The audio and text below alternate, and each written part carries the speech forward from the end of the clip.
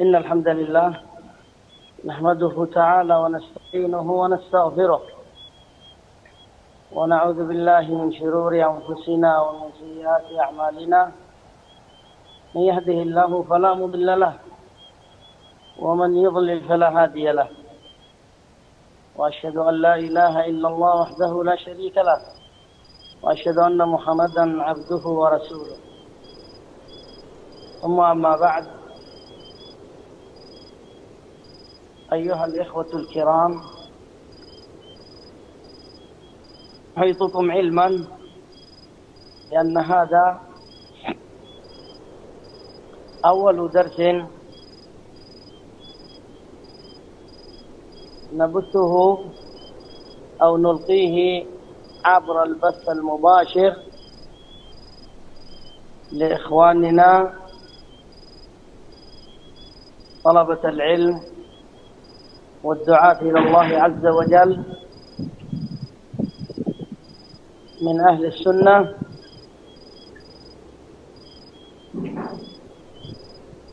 في أندونيسيا. واليوم 6 من ربيع الأول عام 41 و400 وألف للهجرة النبوية، وذلك بطلب من الإخوة هنالك، فجزاهم الله خيرا على ما يقومون به من حرصهم على العلم والدعوة إلى الله سبحانه وتعالى.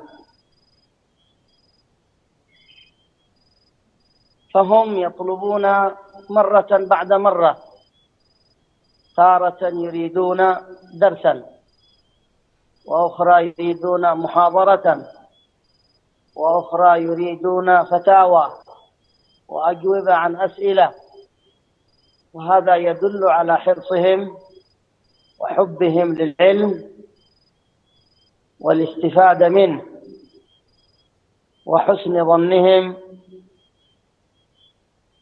بإخوانهم أهل العلم والدعاة إلى الله في جميع بلدان العالم.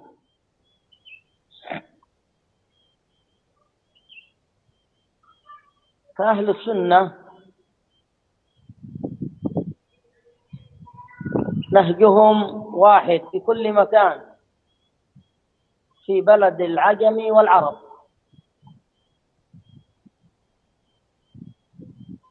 عقيدتهم واحدة، منهجهم واحد، طريقهم واحدة. نعم، وهكذا الدعاة وطلبة العلم والعوام من أهل السنة عندهم محبة للخير والتفاف حول أهل العلم وسؤالهم عن أمور دينهم في كل مكان. وإن وجد من يسيء إليهم أو ينفر عنهم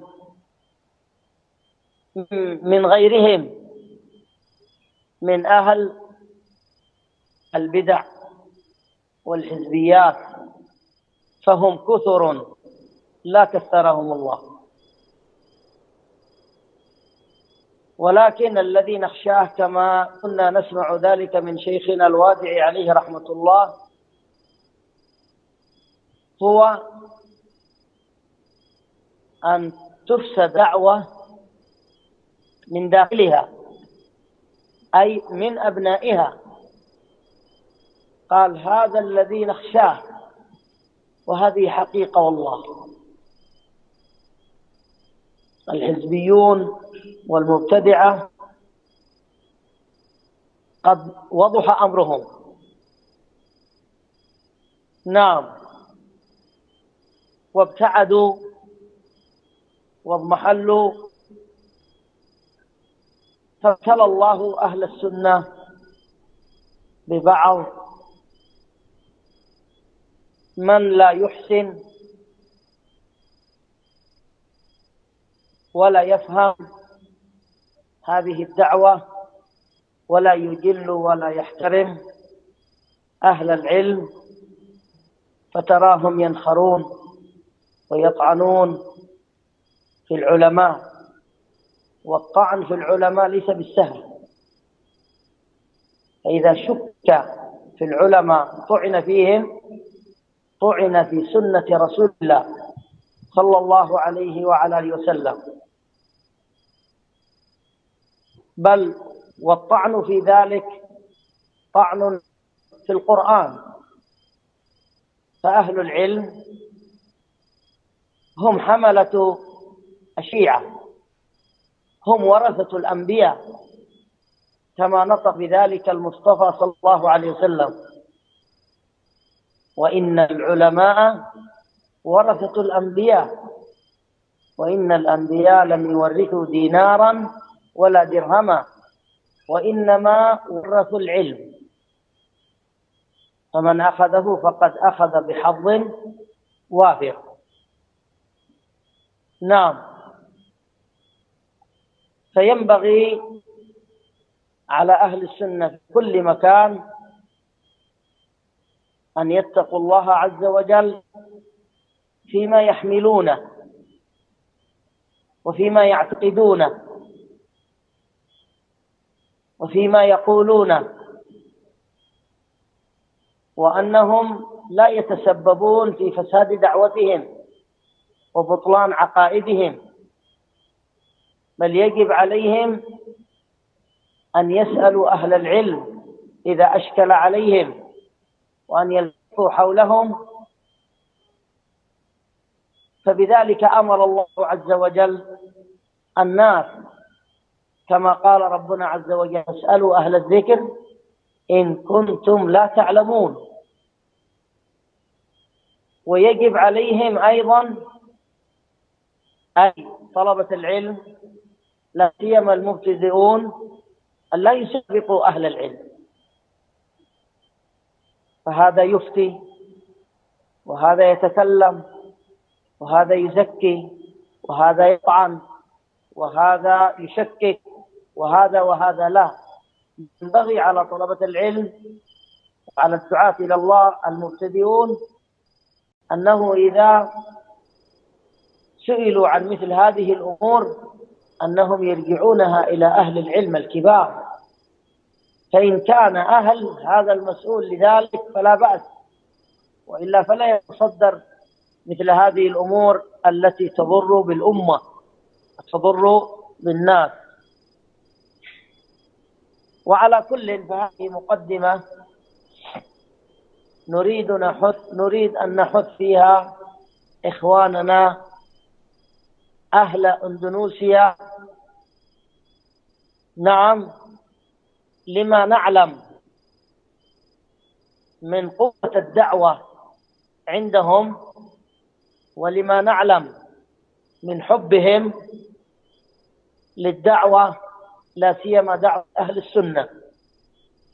فهم في أقطار العالم، نعم، وقد وطئوا هذه البلد جماعة كبيرة من زمن قديم من حياة شيخنا الوادعي عليه رحمة الله إلى وقتنا هذا، وهم يفدون إلى هذه البلد زرافات ومحدانا. وهكذا أرض الحرمين في الجامعة الإسلامية، في الكليات وغير ذلك، هذا إن دل على شيء فإنما يدل على محبتهم للعلم والدعوة إلى الله عز وجل. كما أننا نحذرهم من الفرقة والخلاف، نعم، فإن هذا يضعف الدعوة إذا دخلوا في جدال وخصام وفرقة واختلاف، فإن هذا يذهب هيبتهم ويضعف ما عندهم من العلم، ويذهب بما عندهم من العلم، لهذا اخترنا في هذا الدرس القصير في كل يوم أحد من كل أسبوع كتابان لأهميتهما. الكتاب الأول الفتن، نحذر أنفسنا وإخواننا في كل مكان من الفتن التي تعصف بالأمة، هي كثيرة. والكتاب الآخر الاعتصام بالكتاب والسنة. فالإنسان إذا اعتصم بالكتاب والسنة وابتعد عن الفتن فقد تحصن، نعم، وتحصل على خير كثير. وسيكون هذا النهج وهذا السير درس في الفتن والذي يليه في الاعتصام على هذا الترتيب. وكان درسنا في هذا اليوم هو أن نبدأ في كتاب الفتن، ولكن نخشى أن نطيل على الإخوة. كم وصلنا إلى الآن؟ نعم، نخشى أن نطيل 11 دقيقة موجود. نخشى أن نطيل على الإخوة. هل هنالك مانع لو أطال الدرس؟ ما في مانع؟ طيب. ففي هذا اليوم وهو أول درس، نعم، ربما يحصل فيه نوع من الإطالة لما فيه من المقدمة ولما فيه من التنبيهات والتوجيهات، يحصل فيه نوع من الإطالة. لكن من الدروس القادمة ربما يكون درسا عاديا، نعم، بحوالي ربع ساعة إلى 20 دقيقة بالكثير. نعم، لكن كما سمعتم في هذا اليوم أنه أول درس ونحتاج إلى مقدمة وإلى تنبيه، ربما يحصل فيه نوع من الإطالة. نعم، فماذا بارك الله فيكم؟ أيضا نحث إخواننا، وهذه من جملة التنبيهات والنصائح والتوجيهات التي ينبغي على الإخوة أن يضعوها في الحسبان وأن يهتموا بها، وهو الحرص على تدوين العلم. الحرص على تدوين العلم أي على كتابته وحفظه والعمل به.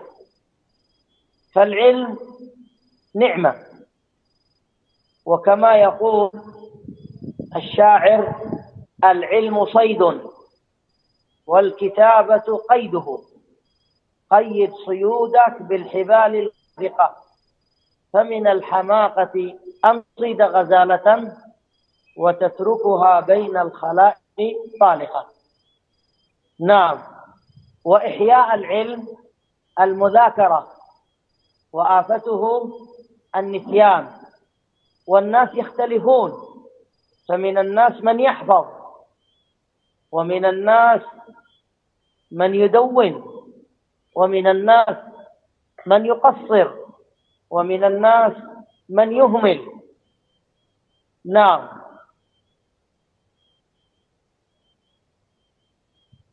فماذا بارك الله فيكم؟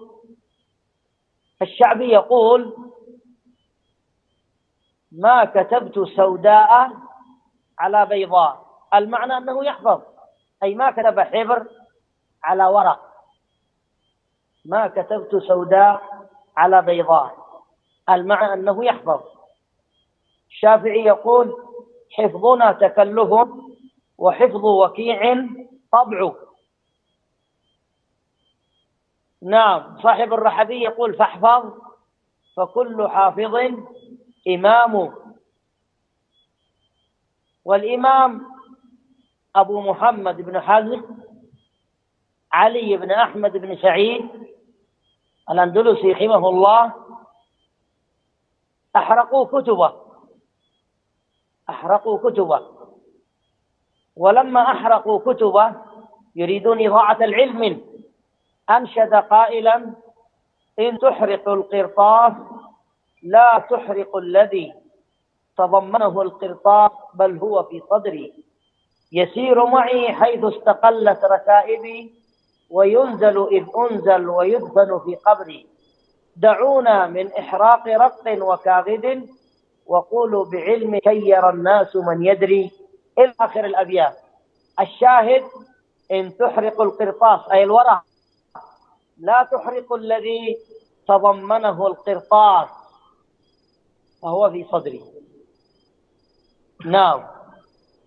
فينبغي على طلبة العلم عموما والإخوة المختصين بالدرس خصوصا أن يهتموا بالعلم فهما وحفظا وكتابة وعملا ونشرا في أوساط الناس. نعم. النبي صلى الله عليه وسلم يقول: خيركم من تعلم القرآن وعلمه. نعم. والنبي عليه الصلاة والسلام يقول: ما اجتمع قوم في بيت من بيوت الله يتلون كتاب الله يتدارسونه فيما بينهم إلا نزلت عليهم الرحمة أو الملائكة حفتهم. نعم، نزلت عليهم الرحمة وحفتهم الملائكة. نعم، وذكرهم الله في من عنده أو بهذا المعنى. نعم. وفي الحديث حديث أبي هريرة أيضا في الصحيح: إن لله ملائكة سياحين يسيرون في الأرض، فإذا وجدوا حلق العلم قال: هلموا إلى حاجتكم، هلموا إلى حاجتكم أي إلى بغيتكم. فيقول أحدهم: يا رب إن فيهم فلانا ليس منهم، أي شخص قد يدخل في حلقة العلم ولا يريد العلم، قد يكون له قصد ومأرب، وقد يكون كما يقال متشجن. نعم، ماذا عند هؤلاء، ماذا عند القوم، يريد أن يسمع، يريد كذا، إن أعجبه الأمر استمر وإن لم يعجبه ترك. إن فيهم فلانا ليس منهم، قال: هم القوم لا يشقى بهم جليسهم، هم القوم لا يشقى بهم جليسهم. نعم.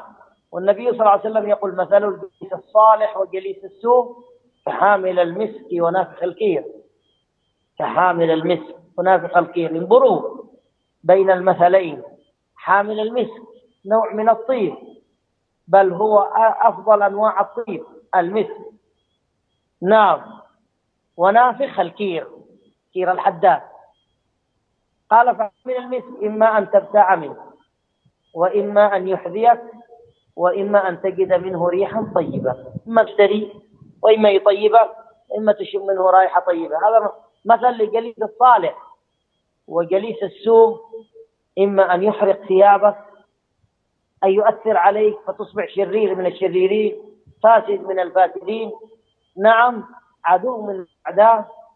وإما نعم أن تجد منه ريحا منتنة، إما أن يحرق ثيابك تتطاير نعم شرارات وتحرق ثيابك ويصيبك شره، وإما أن تجد منه ريحا طيبة أي تسمع الكلام البذيء الذي يسخط الله، الذي لا يستفاد منه. فماذا بارك الله فيكم؟ فالدرس الذي سنبدأ فيه هو في كتاب الفتن، وسنشرح أو نأخذ ما يتعلق بأمر الفتنة فقط، فإن وجدنا مجالا لأن نأخذ الأحاديث المتعلقة نعم لأن نأخذ الأحاديث المتعلقة بالباب فلا بأس، وإلا فأجلناها إلى درس قادم إن شاء الله. يقول الإمام أبو عبد الله محمد بن إسماعيل البخاري عليه رحمة الله في كتابه الجامع الصحيح كتاب الفتن. نعم، أين هذا الهاتف؟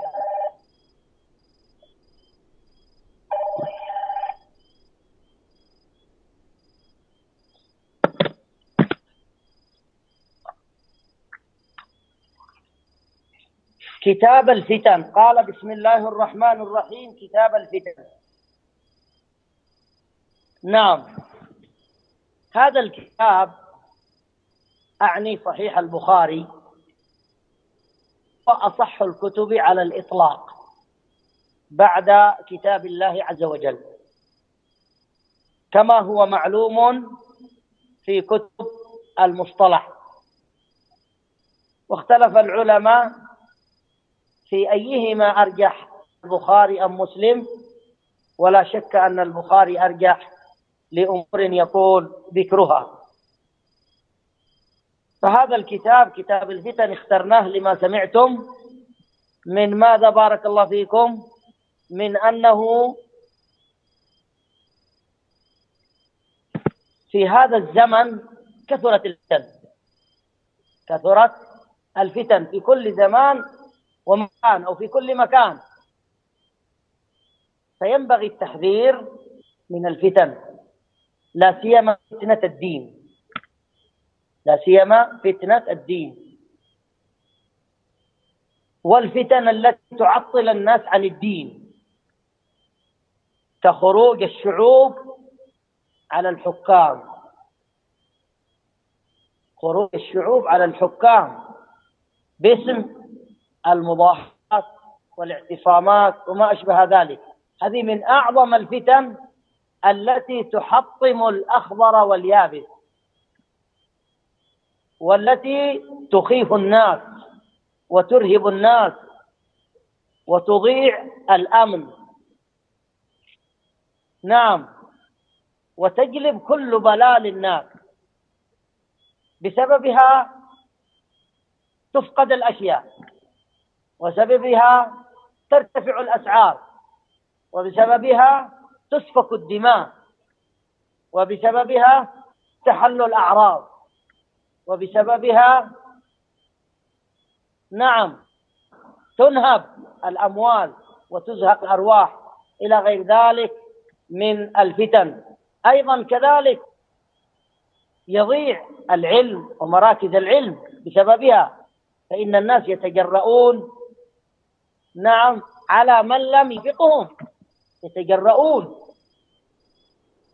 وهذا غير الخافي عليكم في بعض البلدان، لا سيما في بلدنا، والكثير من الناس يشاهدون في وسائل الإعلام ما يحصل من هذه الأمور من اغتيالات العلماء والدعاة وما أشبه ذلك.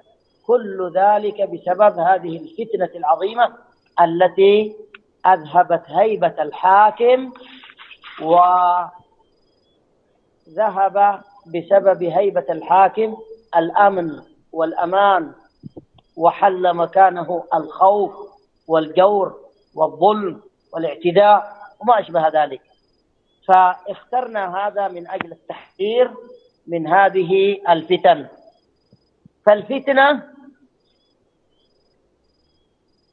معناها المحنة والعذاب والفضيحة والشدة، هذه من معاني الفتنة. وأصل الفتنة الاختبار، أصل الفتنة الاختبار. لهذا يقول الراغب وهو أحد علماء اللغة: أصل الفتنة إدخال الذهب في النار، أي أن يدخل الذهب في النار لتظهر جودته من رداءته، أي يختبر، يدخل الذهب في النار من أجل أن يختبر فيعلم أهو جيد أم رديء. هذا معنى الفتنة. نعم، انتهى كلام الراغب، ثم قال الحافظ عقب ذكره لهذا الكلام في فتح الباري، قال: ثم أطلقت على كل مكروه.